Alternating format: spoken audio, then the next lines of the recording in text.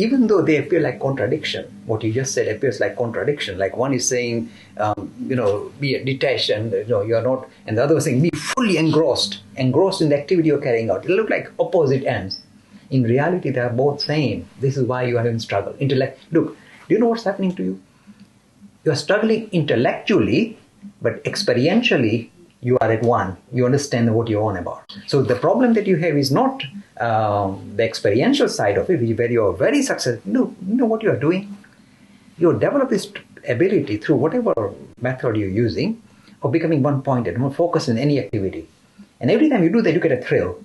That's why you're saying you get real, you get a high. So what is happening is that you develop power of becoming focused. And you told me in a very nice way that the thrill that you get is the same, whether it's in dancing or at place of work. You know what is happening? You are in a way very fortunate. This is very fortunate that you are able to become one point at the drop of a hat in every field. Not exactly well, drop a few more hats. You'll have a whole series of hats for you to throw. The thing is, the fact, you're telling me that you are able to really get a thrill or get a real kick. Now this is, if you like, reconciliation at the experiential level. There's a reconciliation. That's why you said very nicely, the experience is the same. So what is happening is this. You're discovering the unity underneath the diversity that we live in. Our diversity is, okay, this is the place of work. I work and I'm focused and I make money, whatever. Or this is the place where I dance my heart out.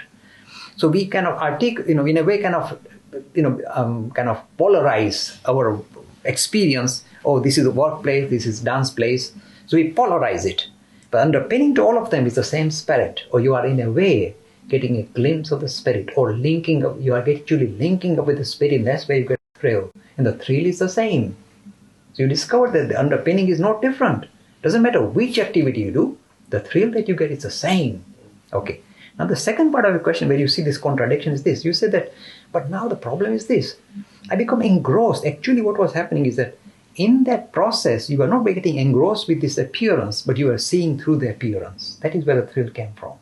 So when you're dancing, it's not the note, it's not your foot movement, it is the whole process that allows you to get a deeper glimpse of reality. So you're not engrossed with the actual activity of the dance, but the activity of dance allowed you to have a deeper glimpse.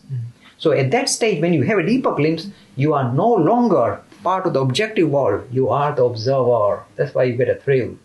You recognize yourself as not somebody who is engrossed, but as somebody who's been released from this world that you see or interact with. So in a way you are getting released. And the thrill comes because you see yourself as a spirit. So you are no longer, most of us live in a waffle where the object subject are strongly intertwined.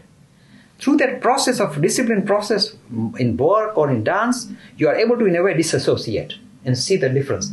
And the thrill that you get is the same.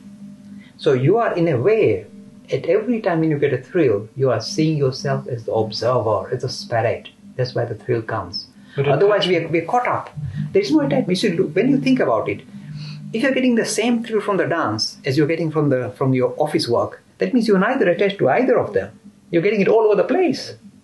So those two things are superficial, the dance process or the office. They were just externals.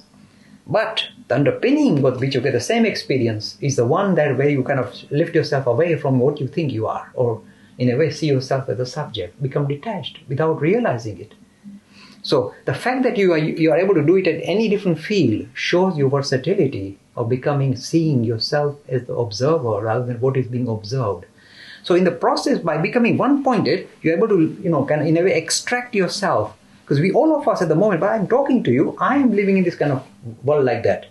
If I can extract myself as a seer, then I'll get tears of joy flowing down like this while I'm talking to you. The moment I do that, I get a thrill. And that is what aim of spirituality is. Experience in every field, everything is the spirit. So even the roller coaster will appear, tears of joy now. Screaming, I'm going to die. Free e-learning course in Hinduism. To register, please visit www.hindu-academy.com. Talks on Hinduism. Sponsored by People Care. Encouraging caring for the elderly in their own homes. For more information, please visit peoplecare.com.